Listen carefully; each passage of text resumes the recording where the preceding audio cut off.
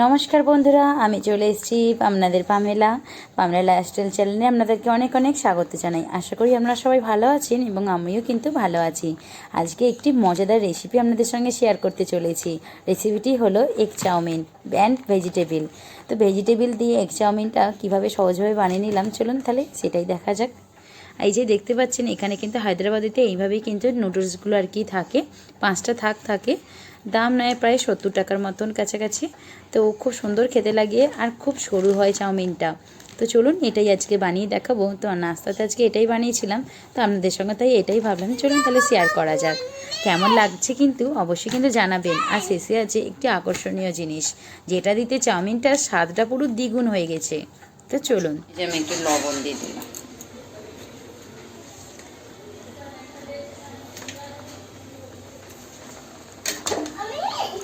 বটি আছে ওখানে।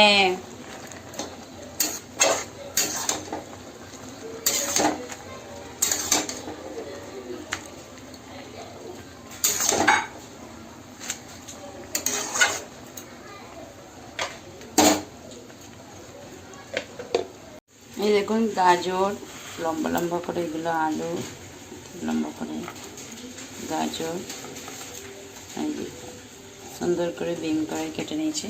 কড়াটা ধুয়ে বসিয়ে দিয়েছি। এখানে চাউমিনটা কিন্তু দেখুন খুবই গরম, সেদ্ধ করে নিয়েছি। এরপর দুটো ডিম এখানে ভেজে নেব। এই দেখুন দুটো ডিম ফেটিয়ে নিয়েছি।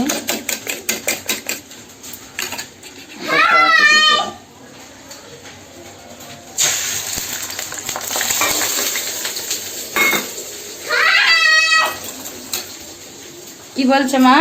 ও আমার মেয়ে, এখানে এই যে রান্না হচ্ছে কাগজ, প্লাস্টিক আর চামচ দিয়ে, তাই তো। আর দেখুন সস খেয়েছে, দেখি দেখি তোমার মুখটা একবার দেখি। দেখুন সস খেয়েছে, মুখেতে লেগে রয়েছে। আর আমাকে বলছে মা রান্না, হাই ভিডিও করছি বলে আমাকে কি সুন্দর বলছে হাই। এই যে দেখুন,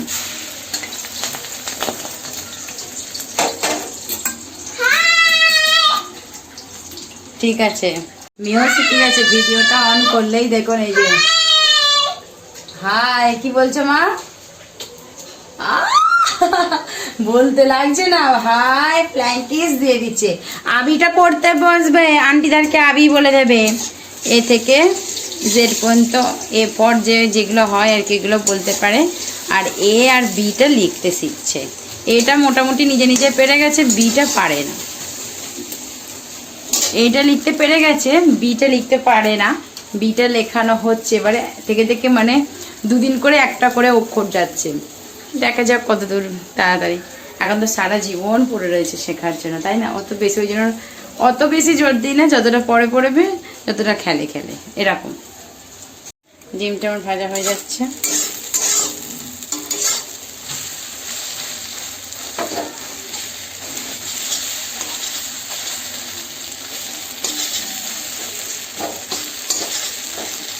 চাউমিন করতে গেলে তো ডিমের পোচ লাগে, এই জন্য একটু ভেঙে দিলাম।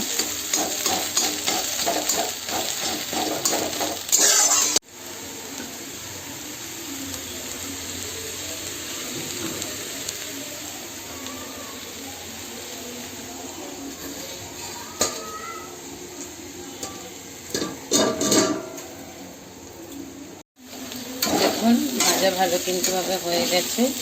এই সময় কিন্তু ডিমগুলো সব তুলে দিয়ে দেবো।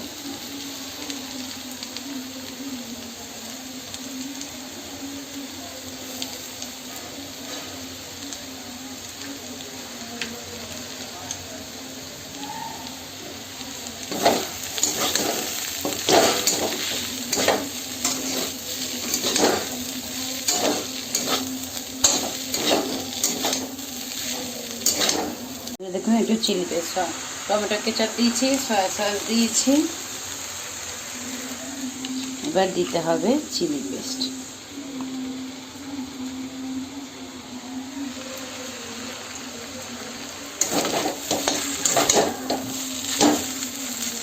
এবার বন্ধুরা ভালো করে কিন্তু মিশিয়ে নেব এটার সাথে, ঠিক আছে? ভালো করে মিশিয়ে। বন্ধুরা কেমন দেখতে হয়েছে বলুন। কালারটা কিন্তু আরো লাল লাল লাগছে।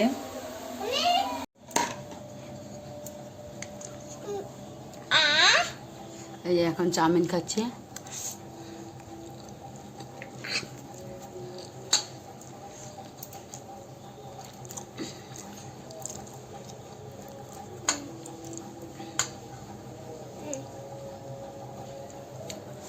দারুণ বেশ স্পাইসি করে বানিয়েছি। চিলি পেস্টটা দিতে না মানে আলাদাই একদম পুরো রেস্টুরেন্টের স্টাইলে হয়ে গেল। এমনিতে সবসময় তো টমেটো কেচাপ আর সয়া সস দিয়ে বানাই, চিলি পেস্টটা দিতে পুরো রেস্টুরেন্টের স্টাইলের মতন হয়ে গেল। তো চলুন তাহলে খেয়ে নিই।